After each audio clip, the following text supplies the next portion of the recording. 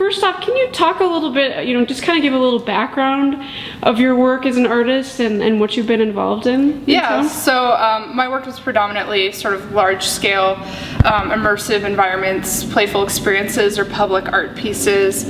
I really like to do a lot of pieces that are in the public sphere. So a couple years ago, back in 2012, I did a large piece across the Stone Arch Bridge for the Northern Spark Festival, where I spanned a giant Dr. Seuss quote across both sides of the bridge. So a lot of things also visible at night with lights, bright colors.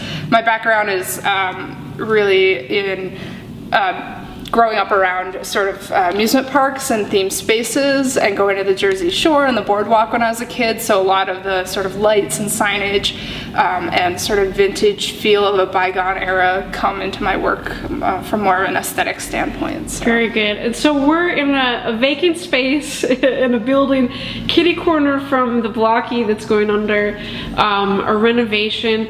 Can you talk about what you've done with this space? It's one of the more unique ones as part of this Made Here project.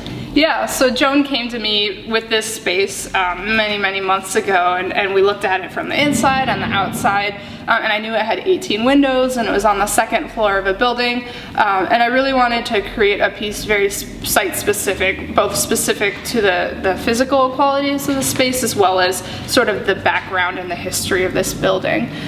So I came and did a lot of measurements, and then I did extensive research through both the History Center and the Minnesota Historical Society as well as the Hennepin History Museum. And so I looked at a lot of old photos of the building from many decades and saw that there were so many different businesses that came in and out of this space throughout the years.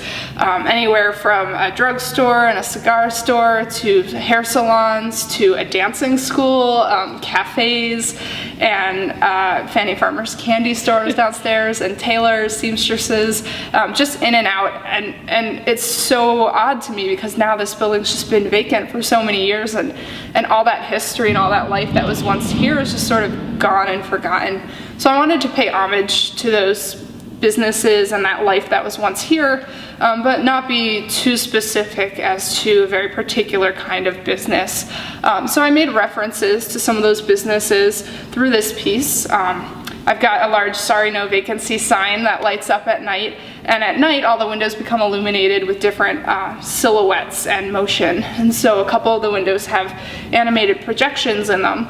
And within those projections, I have things like someone getting their hair cut, which makes a reference to hair salons that used to be here, or someone walking and eating, or a couple ballroom dancing. So sort of alluding to the businesses that were once here without being exactly specific with a sign that says dancing school or salon. Right.